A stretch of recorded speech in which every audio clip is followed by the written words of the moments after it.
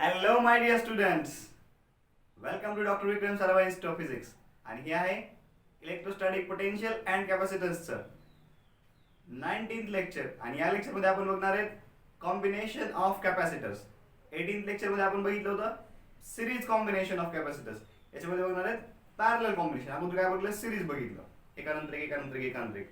आता काय बघायचं, पॅरलल कॉम्बिनेशन ऑफ कॅपॅसिटर्स. ठीक आहे, चला तर मग टायटल टाका, parallel combination of capacitors. Title टाका, parallel combination of capacitors. Parallel combination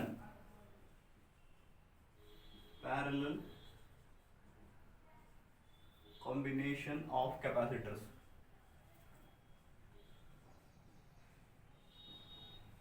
टाकलं, चलो बघा आता parallel combination of capacitors. Series व्यवस्थित बघितलंय, सिरीज बघितलं नसेल तर सिरीज एकदा बघून या. ठीक आहे, चला आता बघा पॅरलल कॉम्बिनेशन ऑफ कॅपॅसिटर कशाला म्हणायचं. एक फिगर काढतो मी.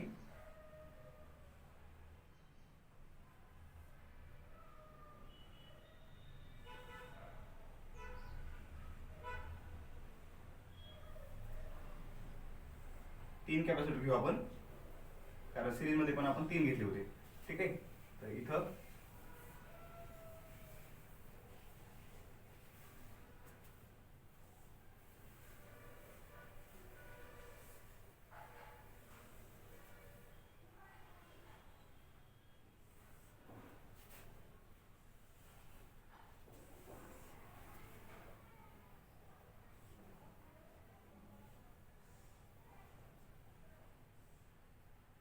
बॅटरीच्या साईडमध्ये आणि कॅपॅसिटरच्या साईडमध्ये कोणाचं कन्फ्युजन नाही ना. कॅपॅसिटरच्या दोन्ही प्लेट्स कशा असतात, ह्या इक्वल लेंथच्या असतात. आणि इथं म्हणजे या लाईन्स, आणि इथल्या ज्या लाईन्स आहेत एक लाईन एक लांब असते आणि एक आखूड असते. एक लेंथ, एकाची लेंथ जास्त असते, एकाची लेंथ कमी असते. चला बघा, समजा एक बॅटरी आहे व्ही, बॅटरीचं पोटेन्शियल आहे, बॅटरीचं ईएमएफ आहे व्ही. हा कॅपॅसिटर आहे C1, हा कॅपॅसिटर आहे C2, हा कॅपॅसिटर आहे C3. म्हणजे प्रत्येक याचा पहिल्या कॅपॅसिटरचा कॅपॅसिटर C1, दुसऱ्याचा C2, दुसऱ्याचा C3. ओके, आता समजा इथून जर चार्ज Q निघाला तर काय होतो, इथं Q आला, इथपर्यंत Q येईल, काय प्रॉब्लेम नाही. पण इथं काय होतो, चार्जला तीन वाट आहेत. इकडे गेला समजा Q1, इकडे गेला समजा Q2 आणि इकडे गेला समजा Q3. पण सिरीज मध्ये कसं होतं, चार्ज प्रत्येक कॅपॅसिटर वरती सेम जात होता. इथं सेम जातोय का, नाही. Q1, Q2, Q3 वेगवेगळ्या प्रपोर्शन मध्ये जातोय चार्ज. पण इथे बघा, या C1 कॅपॅसिटरचं एक एंड पॉझिटिव्ह टर्मिनलला जोडलंय बॅटरीच्या, दुसरं एंड निगेटिव्ह टर्मिनलला. C2चं पहिलं एंड एक एंड पॉझिटिव्ह टर्मिनलला, हे पॉझिटिव्ह आहे ना, पॉझिटिव्ह हे निगेटिव्ह. आणि C2चं पण काय, पॉझिटिव्हला एक निगेटिव्हला एक. C3चं पण एक एंड पॉझिटिव्हला एक एंड निगेटिव्हला जोडले. म्हणजे याच्या अक्रॉस कॅपॅसिटन्स किती आहे V, याच्या अक्रॉस C1 या कॅपॅसिटरच्या अक्रॉस पोटेन्शियल किती आहे V, C2 च्या अक्रॉस पोटेन्शियल किती आहे V चे, C3 च्या अक्रॉस पण V चे. म्हणजे पॅरलल कॉम्बिनेशन मध्ये काय होतं, प्रत्येक कॅपॅसिटरच्या अक्रॉसचं पोटेन्शियल काय असतं, सेम असतं. The potential difference across each capacitor is same in parallel combination. ठीक आहे, चला याची प्रॉपर्टी काय मग, पोटेन्शियल डिफरन्स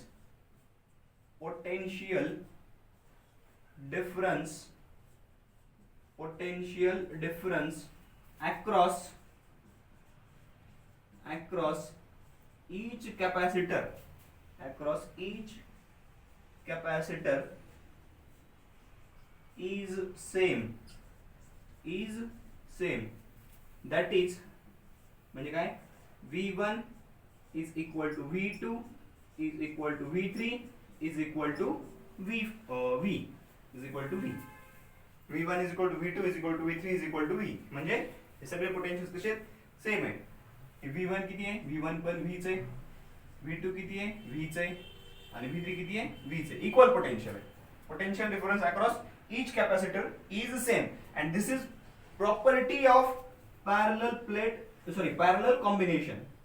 कॉम्बिनेशनची प्रॉपर्टीज आहे.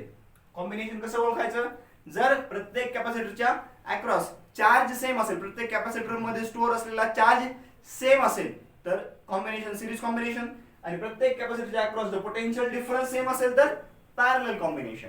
ठीक आहे, ही डेफिनेशनच आहे कॉम्बिनेशन कोणत्या प्रकारचे ओळखण्याची. ठीक आहे, कळलं इथपर्यंत? चला लिहून घ्या, pause the video and note it down. आता बघा पुढचा पॉइंट, इन किंवा इन पॅरल कॉम्बिनेशन. आता पॅरल कॉम्बिनेशन बद्दल लिहायला लागलो म्हणून लिहित नाही मी इन पॅरल कॉम्बिनेशन हे लिहित नाही. ठीक आहे, charge and potential energy, charge and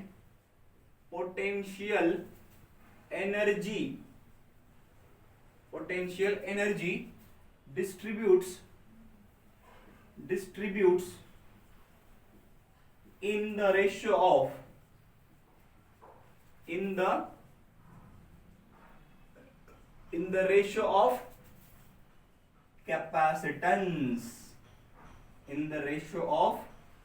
capacitance, charge Q is directly proportional to C and potential energy U is also directly proportional to C. म्हणजे इथं काय होतं बघा, पोटेन्शियल कॉन्स्टंट आहे, बघा C इज इक्वल टू काय असतं Q बाय V, म्हणजे Q इज इक्वल टू काय होईल C इंटू V, बरोबर. आता V तर कॉन्स्टंट आहे, मग चार्ज कसा डिस्ट्रीब्यूट होईल, कॅपॅसिटन्सच्या प्रपोर्शन मध्ये. ज्या कॅपॅसिटरचा कॅपॅसिटन्स जास्त त्याच्यावरचा चार्ज तेवढाच जास्त. ठीक आहे, आणि एनर्जीचा फॉर्म्युला माहिती आहे आपल्याला, half Q square by C किंवा हाफ QV म्हणा. ठीक आहे, QV म्हणू आपण.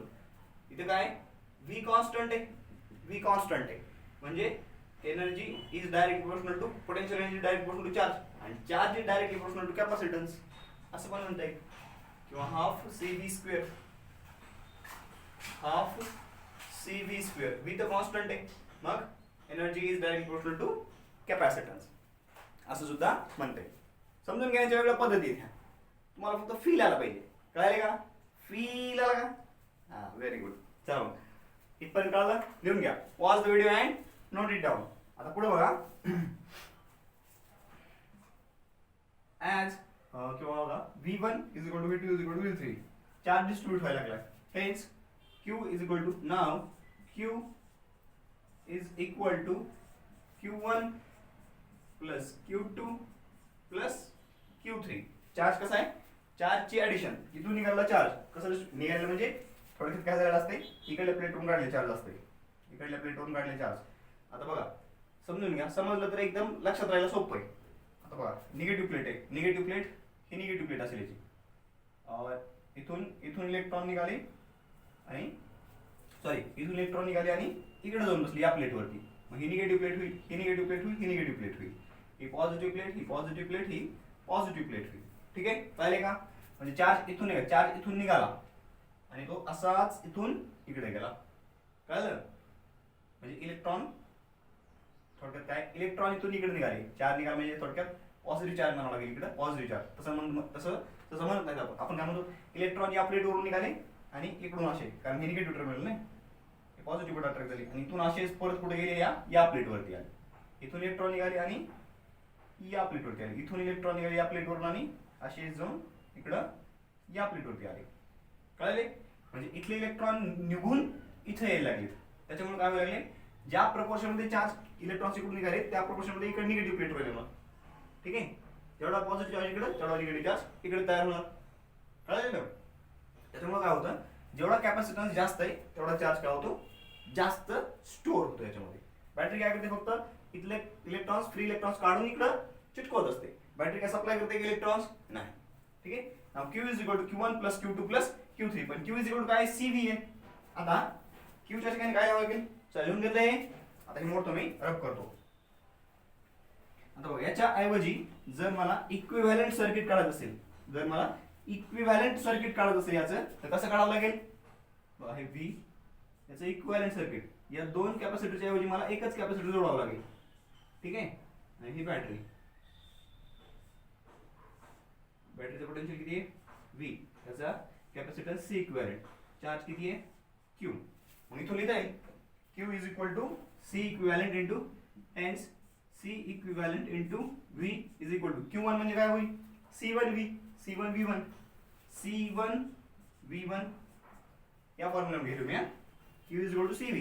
मग आता Q लिहायचंय Q इक्वल टू काय होईल याच्यावरून C equivalent into V Q1 C1 Q1 काढायचंय Q1 याच्यावरचा चार्ज काढायचा याच्यावरचा Q1 याच्यावरचा charge Q2 याच्यावरचा charge Q3 ठीक आहे. मग ते कसं काढता येईल C3V3 Q1 C1V1 C2 Q2 C2V2 आणि Q3 C3V3.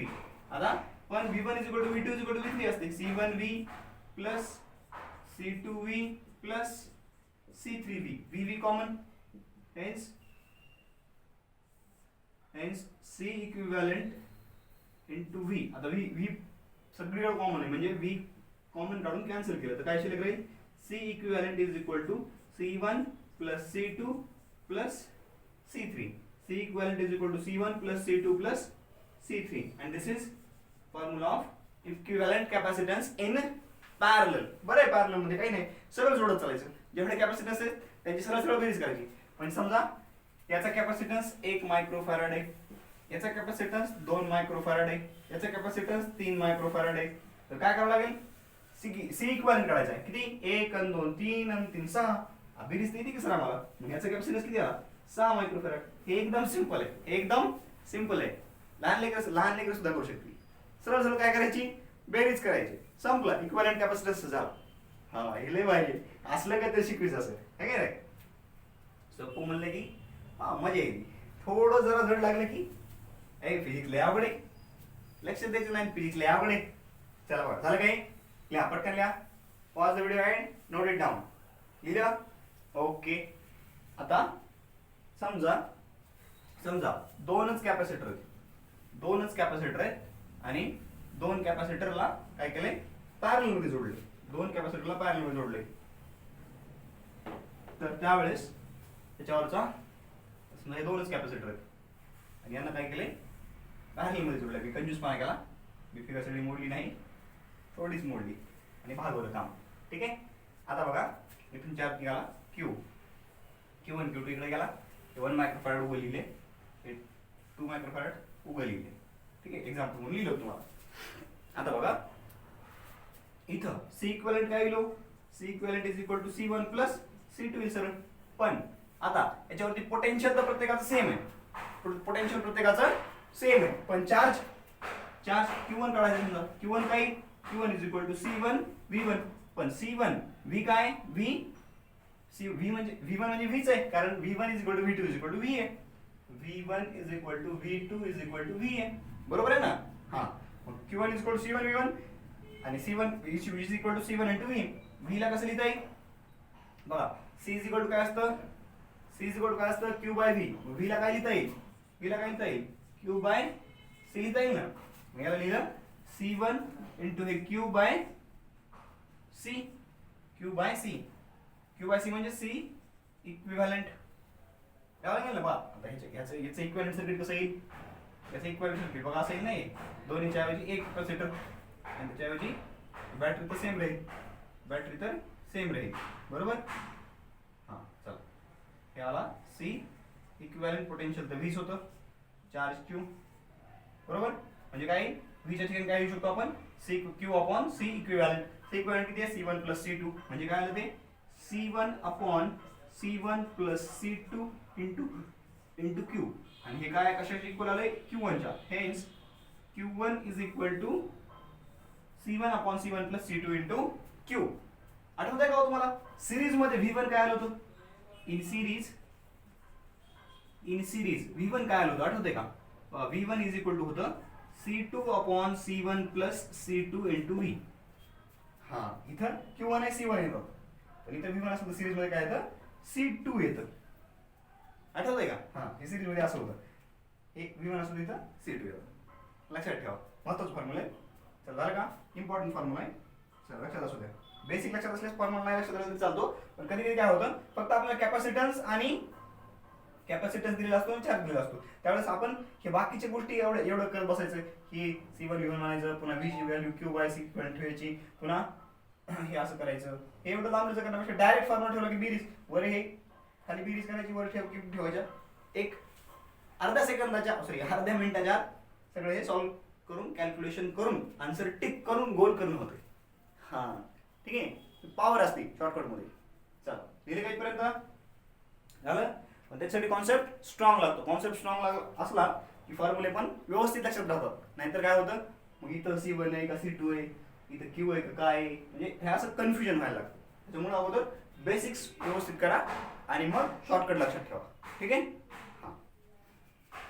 हा चला झालं, लिहून झालं का? आता बघा Q1 जसा काढलाय तसा Q2 तुम्हाला काढता येतो का? ट्राय करा. जसा Q1 काढलाय तसा Q2 काढता येतो का? बरोबर, सिंपल आहे. Q2 काय C2/C1 + C2 × Q. काढा पटकन, काढा काढा काढा काढा काढा. काय बघायला लागला मास्टर कधी काढते? हे नुसतं खरडून लिहायचं बघून, है का नाही? नुसतं खरडून घ्यायचं लागले. पहा Q2 = C2 V2. हे C2 V2, V2 म्हणजेच Vच असते. म्हणजे काय होते C2 × बघा इथं काय येतं C = Q/V, म्हणजे V Q/C. म्हणजे इथं काय येईल, इथे येईल Q/C इक्विव्हॅलेंट. बरोबर आहे. म्हणजे काय आलं C2/C इक्विव्हॅलेंट काय असतो C1 + C2 × Q. म्हणजेच Q2 आला C1 C2, Q2 काय आला C2/C1 + C2 × Q. आपण इम्पॉर्टंट फॉर्म्युला आहे, लक्षात आले. जसा हा फॉर्म्युला आहे तसाच हा फॉर्म्युला आहे. कळलं? ओके. चल आता इम्पॉर्टंट नोट करून घ्या. नोट हे याला पण काय करा, याला नोटमध्येच लिहा. नोटमध्येच लिहायला नोट नंबर 1 वाली नोट, 1 नंबरची नोट. आता काय करा, 2 नंबर करा. आता करा 2 नंबर. हे लिहित पर्यंत क्लिअर आहे? ओके. समजा अशा n प्लेट्स आहेत. एक प्लेट अशी, इथे एक प्लेट आहे, इथं दुसरी प्लेट आहे, तिसरी प्लेट आहे,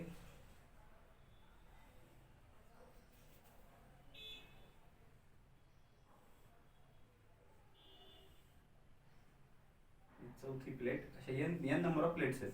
ठीक आहे, असं प्लेट आहेत सगळ्या, n नंबर ऑफ प्लेट्स आहेत. आणि काय केलंय, हे first plate, second plate, third, fourth, fifth आणि सिक्स्थ एक्झाम्पल साठी. आणि असं कंटिन्यू जाणार आहे. पहिली प्लेट कनेक्ट केली तिसऱ्याला, तिसरी पाचव्याला, म्हणजे 1 by 1 अल्टरनेट प्लेट्स कनेक्ट केल्या किंवा ऑड नंबरच्या प्लेट एकमेकांना कनेक्ट केल्या. आणि अशा प्रकारे लाईट गेली आहे आणि मी व्हिडिओ पॉज करत आहे.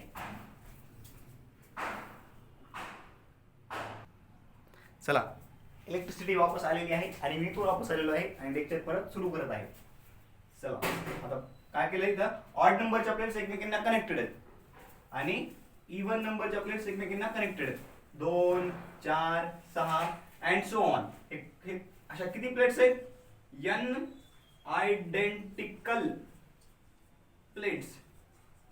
n आयडेंटिकल प्लेट्स आहेत. ठीक आहे. तर पहिले काय बघा, समजा याचं पोटेन्शियल समजा V आहे आणि याचं पोटेन्शियल समजा 0 आहे. ठीक आहे. हा ह्या सगळ्या प्लेट ज्या कोणत्या पॉइंटला कनेक्ट केल्या त्याचं पोटेन्शियल किती आहे?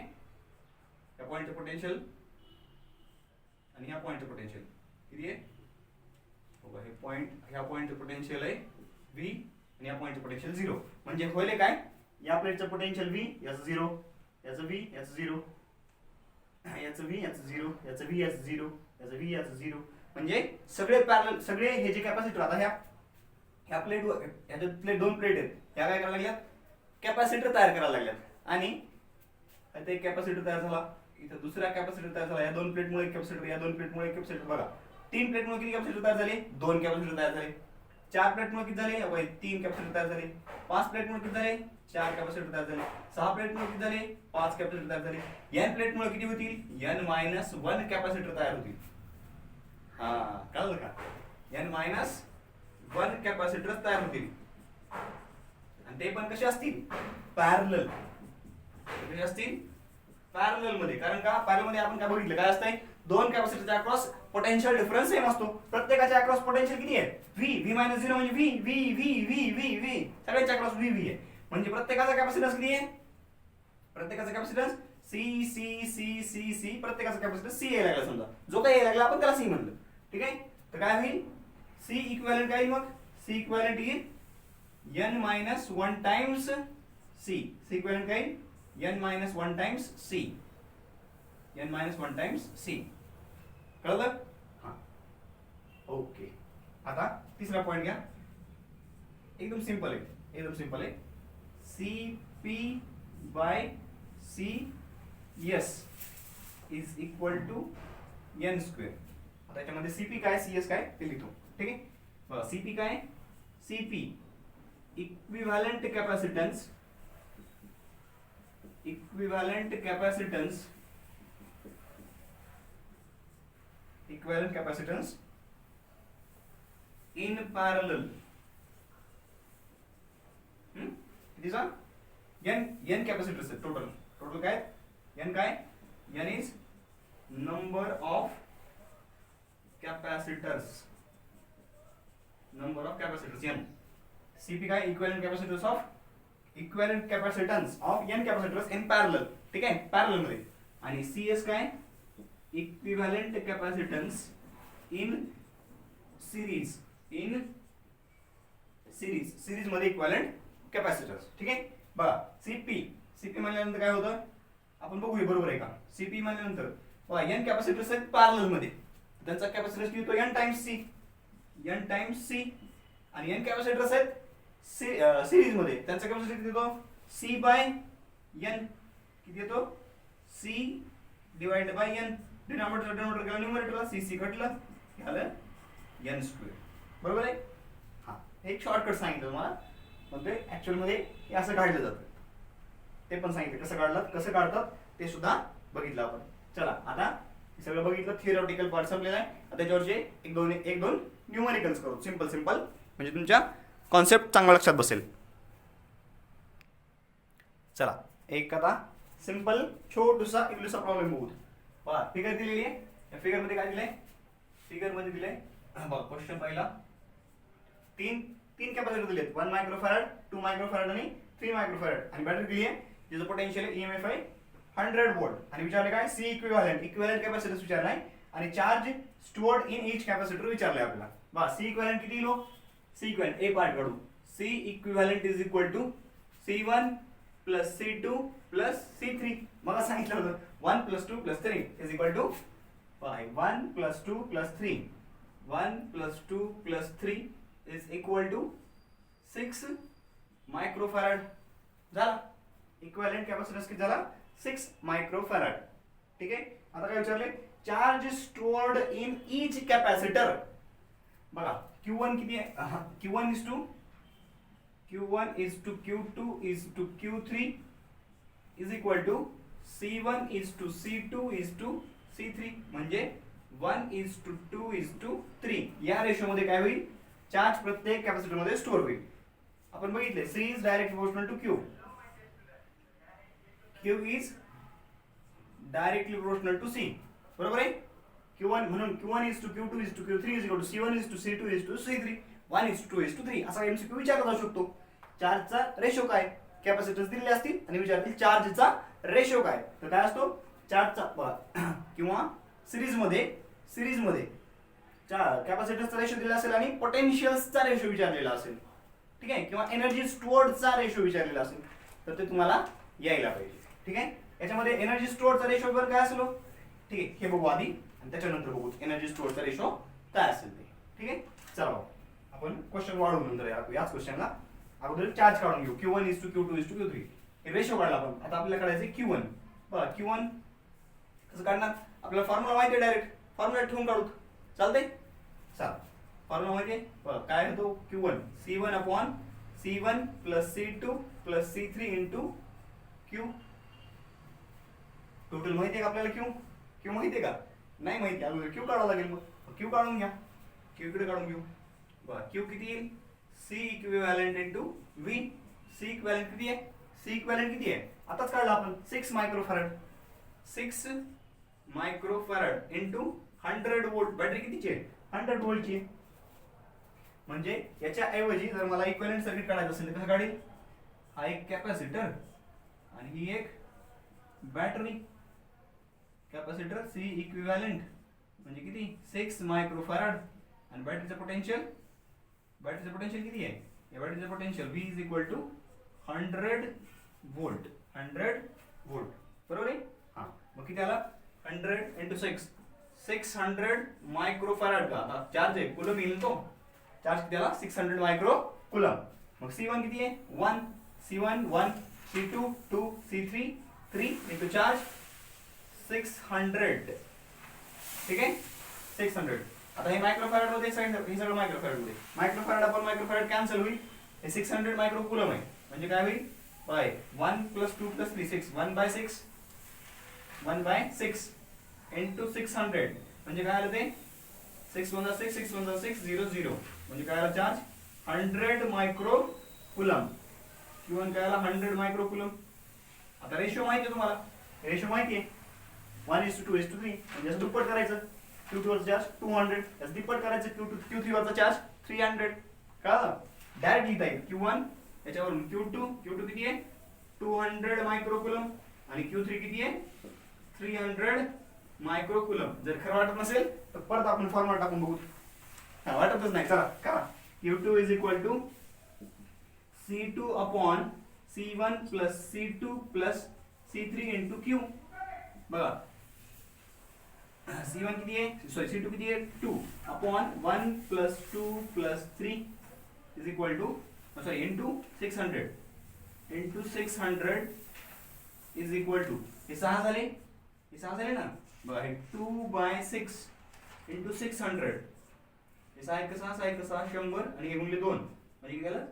200 आणि हे मायक्रो कुलम आला. Q2 आला 200 मायक्रो कुलम. सेम त्याच प्रकारे काय करता येतो? Q3 काढता येतो. घ्या Q3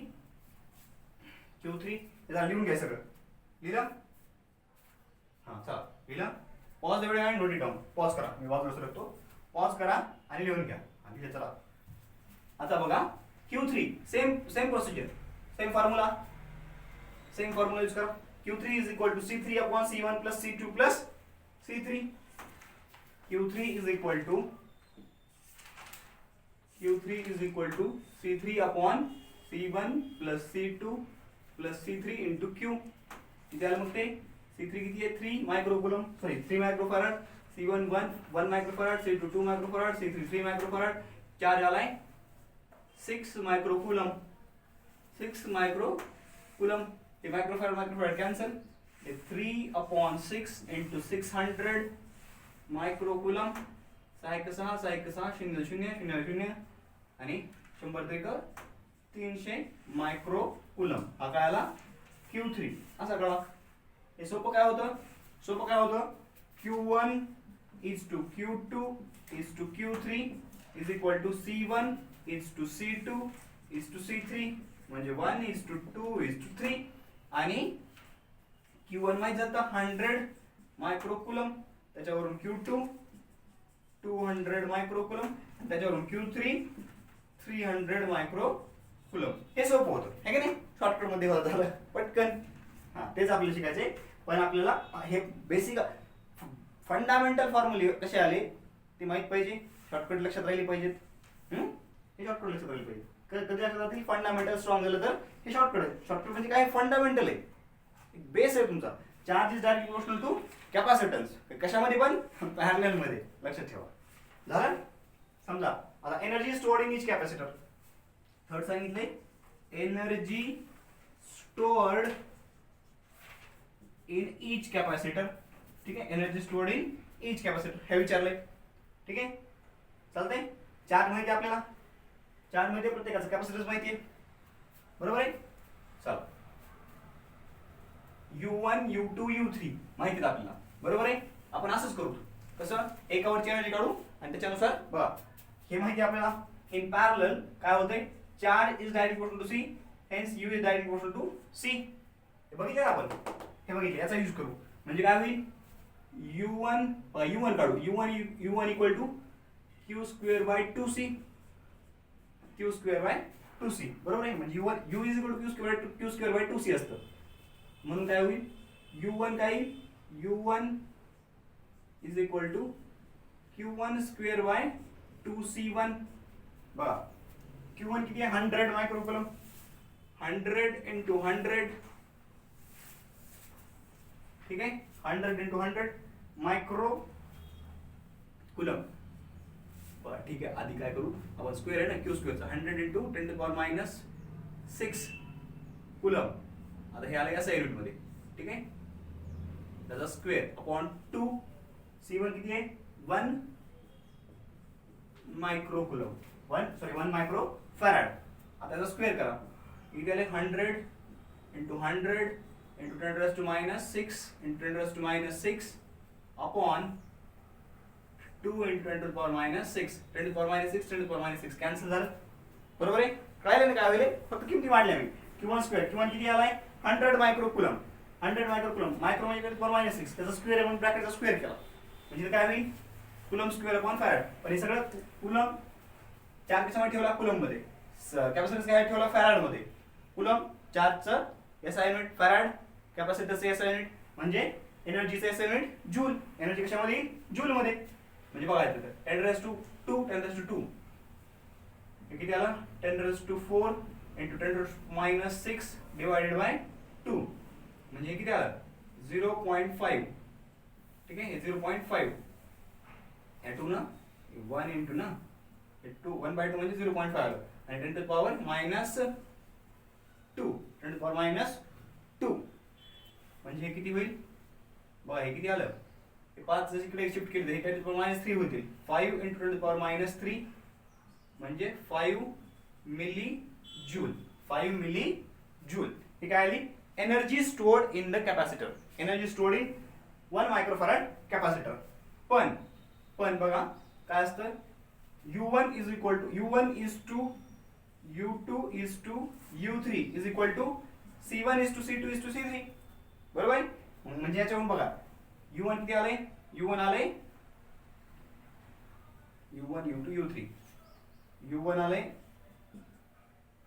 5 मिली जूल. u2 किती त्याच्या दुप्पट 10 मिली जूल आणि u3 किती येईल हा 5 त्रिक 15 मिली जूल. 1:2:3 5 1 5 3 15 कळलं. अशा प्रकारे आपल्याला इझिली काढता येतं. क्लिअर आहे.